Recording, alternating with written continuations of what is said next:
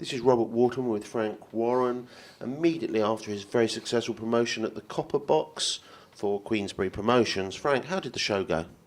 It was a good evening's boxing. Yeah, both, all our guys did well. Couple of results didn't go quite our way, but that's boxing, as they say for you. But all in all, it was a good evening's entertainment for the fans. Well, I suppose from you, the most important matter is the result of the Fury and Chisora contest to make sure that they're still on the road for the big one. Yeah, they both won their respective fights. Tyson came in quite heavy. He said he only had 5 weeks to prepare because it took us a bit of a while to get the deal done with him. But he got in there, got his job done. He was getting caught. He got clipped a couple of times, but showed what he's all about. Came back, fighting man, and stopped his opponent. And Derek had a hard drawn out fight against Kevin Johnson. We all know Kevin Johnson's a tough guy, but I felt like he'd come to survive. And when guys come to survive, it makes it very difficult to fight him. Derek had some really good moments in the fight, especially when he put him down. He put Johnson down with a tremendous shot. But good 12 rounds under his belt, and hopefully we're getting now to the stage where we're going to be pretty soon announcing they're fighting each other. I suppose when you look at Kevin Johnson, if you were looking at Kevin Johnson and Joey Abel, who would you say was a high calibre opponent? Kevin Johnson. Clearly so. Clearly so, yeah. I mean, nothing against Abel, but he's a good puncher, but and he is a good puncher, but I think Kevin Johnson's more ring savvy than him.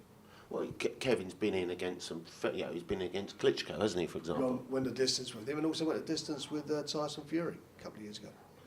So, moving on for the rest of the card, any highlights, any issues that you'd like to discuss? Yeah, I was pleased with Frank Buglioni. I think Buglioni's coming he's getting maturing. I was quite pleased with what I see with him, taking his time, not looking for the big shot, working off his jab, and it all came together for him on the night. And I thought it was another good performance by him. As he's getting more mature and he's getting more confident, he's going to be a much better fighter. I think it's fair to say that the pundits are split on Buglioni, and you often say, I think in the past, we can't always listen to the pundits, but some of them aren't sure about him. But you seem to be a bit bullish. I think, as I say, his last couple of fights, I think he's shown a lot of maturity. And what he's, in these early fights, he was looking to be crowd pleasing. He was looking to go out there and knock the guy out, and sometimes lets himself a little bit vulnerable in as much that we want a lot of head movement. He was coming in with his chin up in the air. But Mark Tibbs and him have worked on that, and I think they've really done well over the last 6 months on that aspect of his boxing. And it's like all these things, some guys learn quicker than others. Some guys take longer to settle down. But he's settling down there, and I think he's turning into a decent pro. Moving on to some of the other fights, I mean, young Stevie Collins Jr. had a bit of a wake-up call. Yeah, I actually missed the fight. We were stuck out the back. Some problems out there.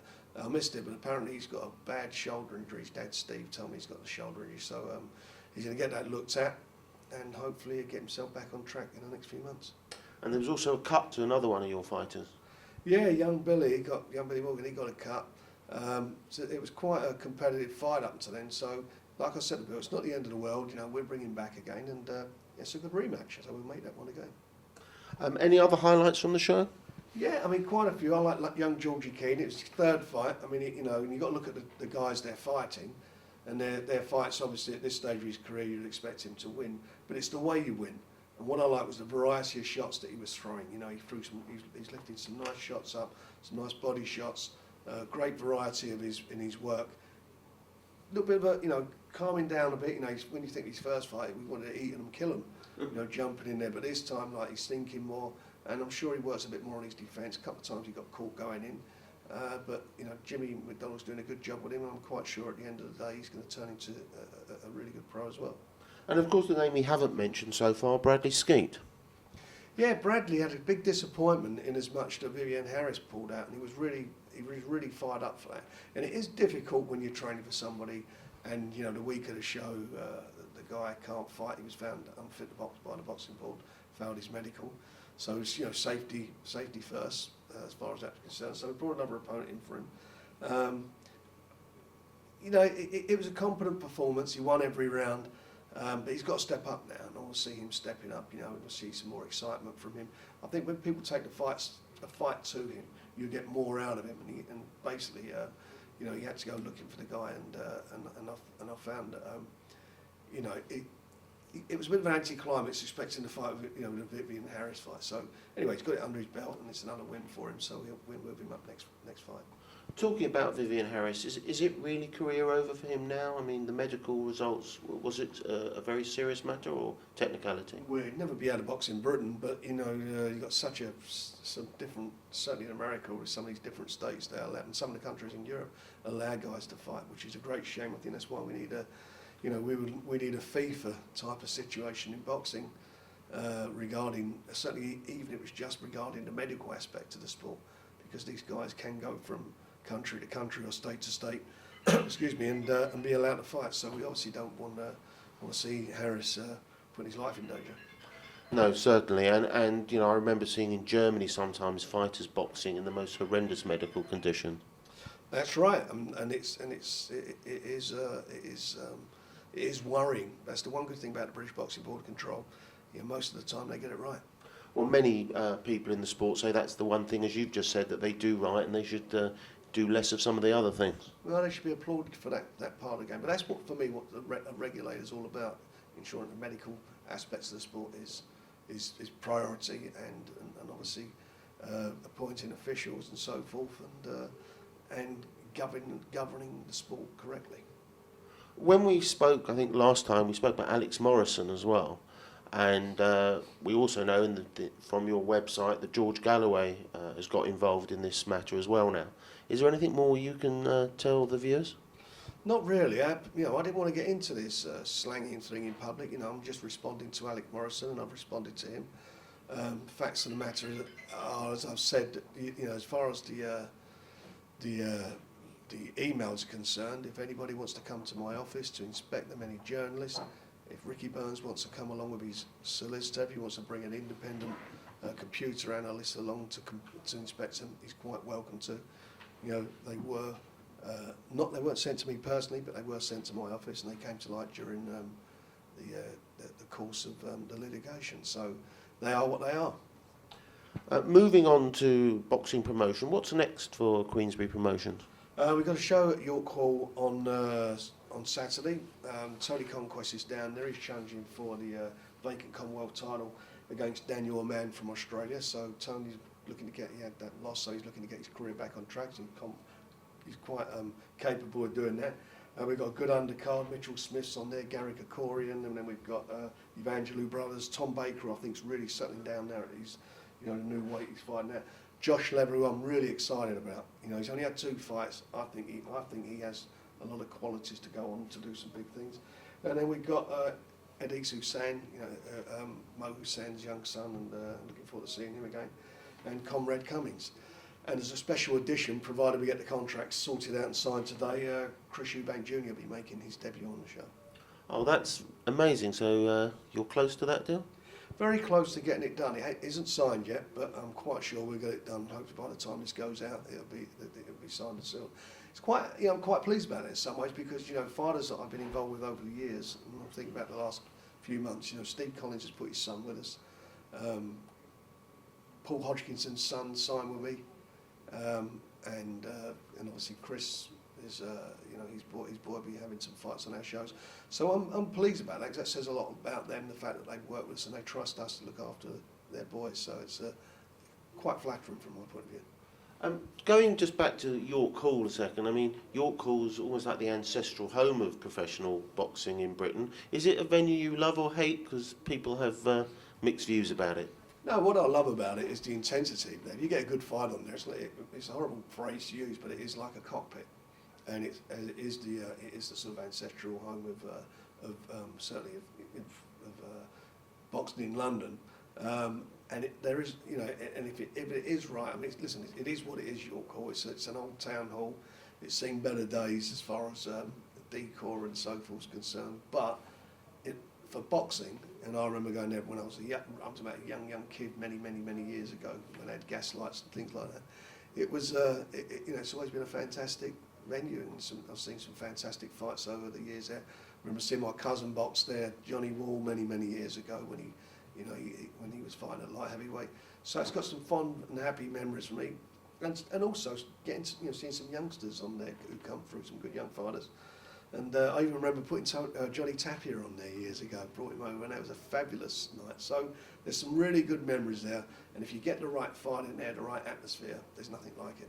So when we look at York Hall, on the other hand, when you're promoting in London, you have York Hall, you have the Copper Box. Are they the two main venues, and so almost diametrically opposed to each other? Yeah, I mean, that you've got York Hall, which is what it is, small hall boxing. Then you've got Copper Box, which is an intermediary venue. It holds just under 8,000, which is great for us. And then obviously anything bigger than that, any other bigger fight than that, then we'd go to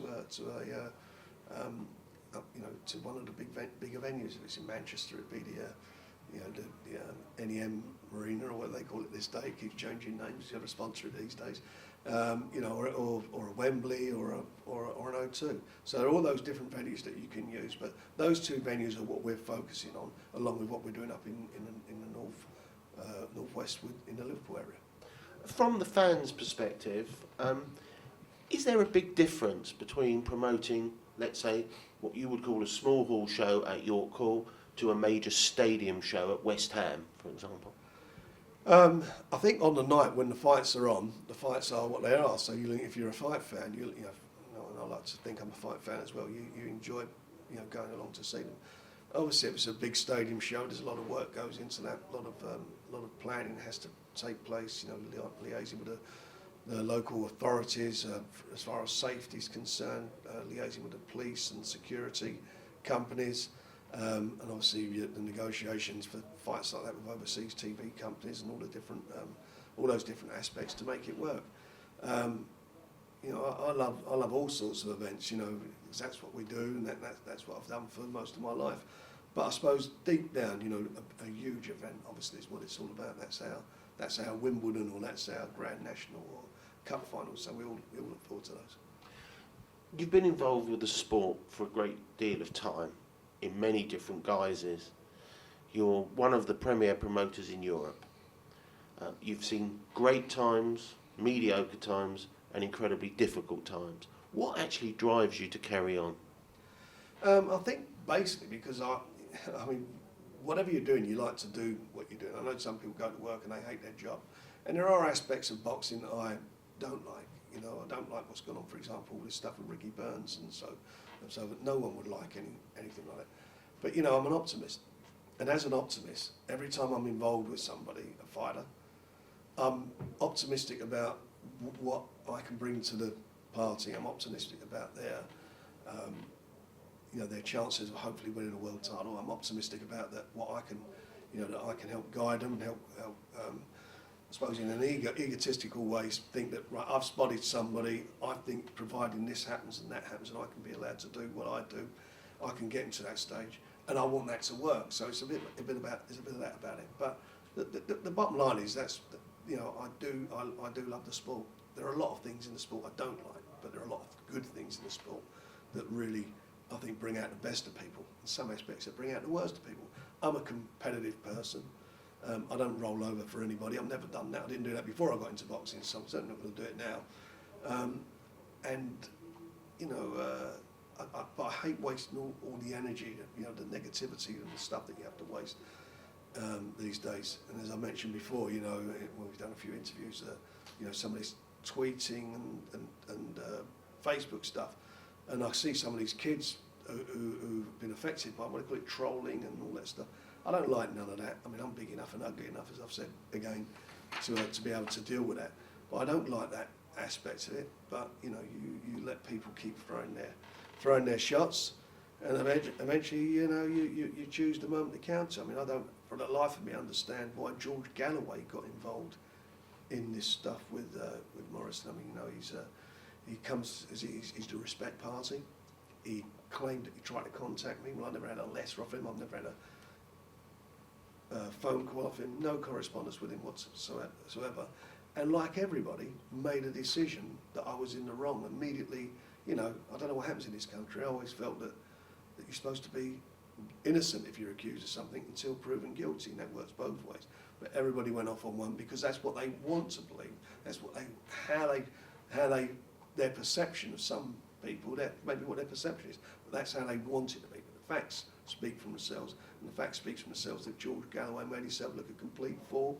Instead of, it's very, very dangerous, when you think a politician can make calls like that without checking out facts, and you worry about, if I was voting for him, I think, what have I voted for this guy for? Is he a nutcase or something? You check out things before you make statements. But he went ahead and did it, and cut a long story short, made himself look foolish, and in my opinion, and had to take down his tweets that he put up. But it is what it is, and you just bash it on and get on to the next one. So he has removed them all now? So I understand, he said that he wasn't, no one could intimidate him or bully him, and no one was trying to intimidate him. But then again, I wasn't going to be intimidated and bullied by him. Somebody saying they were going to ask questions in Parliament, and looking for parliamentary privilege to do so. That's all very well and good. It's okay for him to have parliamentary privilege and say these things, which means that if you're asking a question in Parliament or you're making a statement in Parliament, you cannot challenge that in a court of law. It's just something that MPs have the right to do. I don't think that's right, personally. I think why should an MP have more freedom of speech than I've got? And if what he's saying is, if he feels what he's saying is right, and if he feels what he's saying he's comfortable with, then say it outside of Parliament. And then if it's wrong, then we have ways of redressing the balance. You've mentioned a few things you don't like about the sport and the things surrounding the sport right now. Can you let us know a few things that you like about the sport? I like the boxers. Sassy, I was looking at Billy Morgan in the dressing room afterwards, and I thought to myself, he's down, and you're looking at him, you're thinking, this is his life. Got a cut. Listen, the other boy got the win, and good luck to him. But I'm talking about the guy that I'm actually involved with, and I'm working with him, and I felt down for him. You look at him, you think, come on, let's give him a leg up. We got, we want to show him that with him. It's horrible in a loser's dressing room, but that's what the sport is. When you're in a loser's dressing room, and especially if you think, you feel your guy's going to win a fight, it's not a happy place to be. But our job is to, or my job, is to, get behind him. They put their faith and trust in us, so we work with them, and we do the best we can, for him, certainly as far as Bill's concerned, and every fight I'm involved in. And that's why sometimes the worst part of it is when, that all gets forgotten about. One thing that happens in this sport is, and I don't think it's down to punches to the head, or I don't think it's down to some of the managers watching fights, is amnesia. All it is, so what you done for me today? Don't matter what you did yesterday. Which is sad, because there has to be some sort of loyalty factor in anything you do. If you're mate, if you've got a friend, you want to be your friend to be loyal to you. You don't want your friend to be stabbing you in the back, or somebody you're working with. You expect a bit of loyalty out of them. And if there's a conflict of interest, and there is at times, where you've got two guys that you're involved in, you're promoting with, then you have to step back, let them fight each other, and you step back and may the best man win on the night. But you've got to deliver what the fans want. If you don't put those type of fights on when you're involved with two guys, then the fans say you're keeping them apart. And I've always believed in, the best fighting the best, and trying to make that happen during the course of their careers. It's funny, you lead into sort of my next question very nicely, which was, you said you're an optimist, and I take that sort of as a glass half full sort of man. You've created more champions of British professional boxers than I think any promoter in the modern era.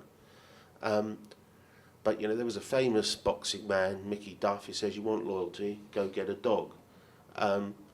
How much does it hurt when a boxer who you feel, as you said, gets amnesia, you've built his career up, you've turned him into a superstar, and then he walks off? Well, it can be hurtful, it happens in different ways. There's a lot of fighters who have been very loyal and stayed there and had good careers with me. But, it's like all walks of life, isn't it? If you're a football manager, how do you feel when you've brought a player, developed a player, and his agent blows down his ear to get him to move so he cops his agent's fee? You see that happening all the time. It's not just us, you see in big business, somebody will go from, or TV industry, somebody will go from ITV, go to work for BBC. I think there's talk about Suzanne Reid now moving from BBC to ITV. That happens, and you understand that, and that's where we are. I always remember years ago, it was a funny, maybe digressing a bit. I remember I was in Edinburgh, and I was talking at the TV, it's to do with TV and sport and rights, and I was asked a question by Michael Groden, who then was the head of Channel 4, and he said to me, And he sort of, you don't let your fighters fight on any other channel. And I thought it was a really naive thing for him to say. He sort of, like, sort of like he was accusing me of something. I said, well, I got a contract with, at the time, ITV, that's why I'm with them. Of course not. I said, again, Channel 4, you got Friends. You don't let Friends go out on BBC or ITV. And, you know, if you're working for if you're a journalist for the Daily Mirror, you're not allowed to go and report for the Sun, unless you're a freelance. You know, if you're on the books, you are where you are, and that's how it is. And if you're a fighter, I don't see how, if you've got a contract with somebody and you've not done anything detrimental to them, then how they feel they can just walk off and you're going to sit there and allow that to happen. If you've done something wrong, then you have a forum to deal with that, which is the British Boxing Board of Control.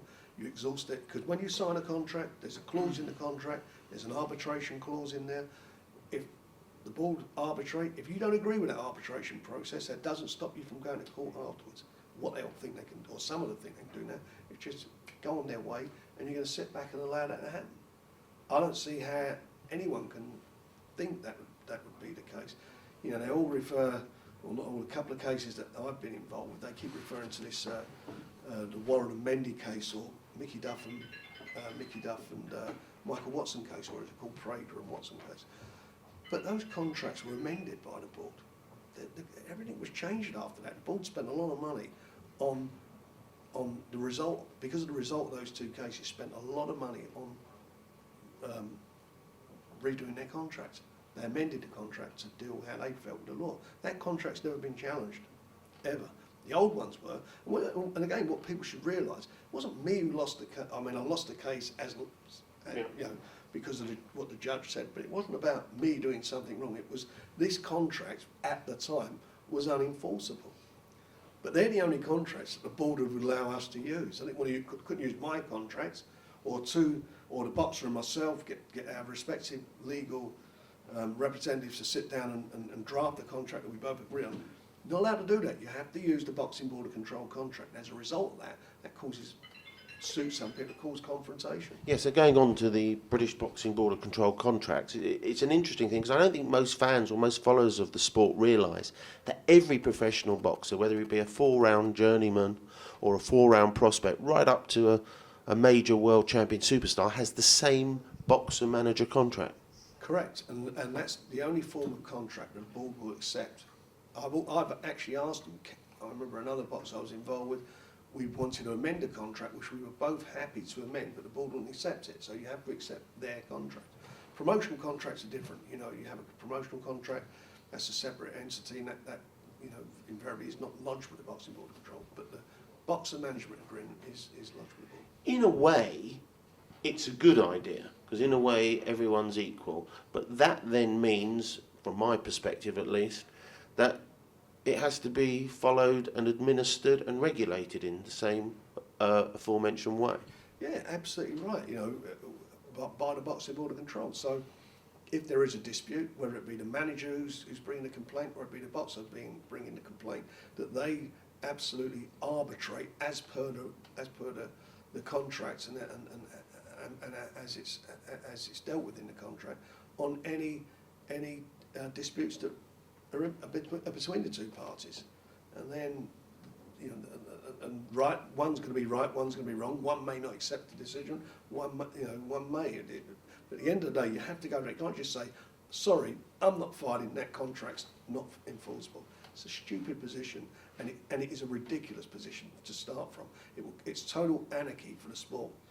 And if the management contracts aren't valid, then, you know, I don't need to deal with managers anymore.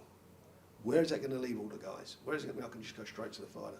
Stupid. We all know that's not going to be the case. And I don't believe there's a court in the land that would allow that to happen. It's just like saying to footballers, you cannot be stuck with a football club. You can go and play through your life. You know, Jack Wilshere can go and play for Spurs tomorrow. There's no redressing. How can that be right? Of course. Just before we finish, one last question, trying to finish off the interview on something, you know, a bit tangential, slightly digressive.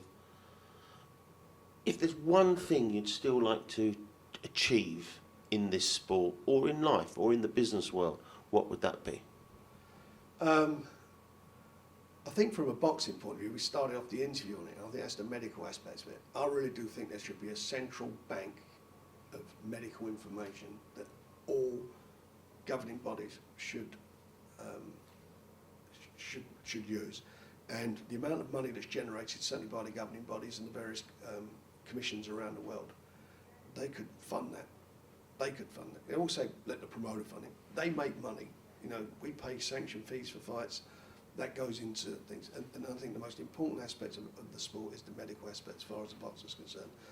And that I would really like to see something like that happen. From my point of view, other than that, my point of view, I just want to see Box Nation be a success.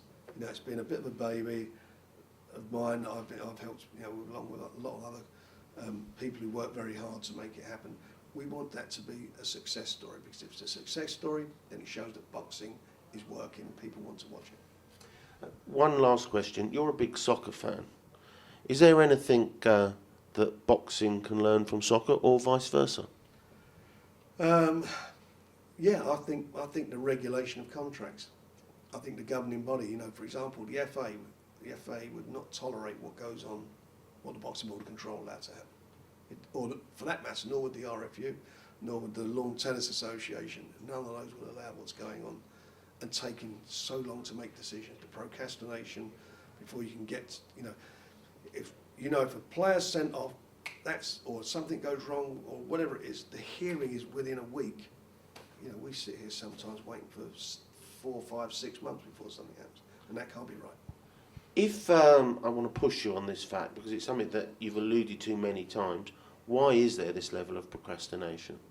I think because the board are in a position now that they have to make decisions, and you know, if one fighter leaves, that you've got the matchroom promoters and you've got Queensbury at the moment. So if I would say 90% of the boxers who leave each other go from one to the other, and the Board of Control cannot. It seems like they're frightened to make a decision. You know, if you had a problem, I don't mean you personally, like, you know, if another promoter had a problem with what, they would hear that fairly quickly. It'd be up there. But these things, it's like they don't want to get involved. They don't want to get, you know, we don't want to be sued. We don't want to be, you know, we don't want this. We don't want to upset somebody. We don't want to, you know, we've got to take legal advice. And their advice sometimes they take has not been right, in my opinion. You know, in my opinion, it hasn't been. And they need to move into the 21st century. They need to understand how the industry works. That's the most important thing. If you don't understand how the industry works, then how can you regulate that industry? And you need to do that. Frank, thanks very much.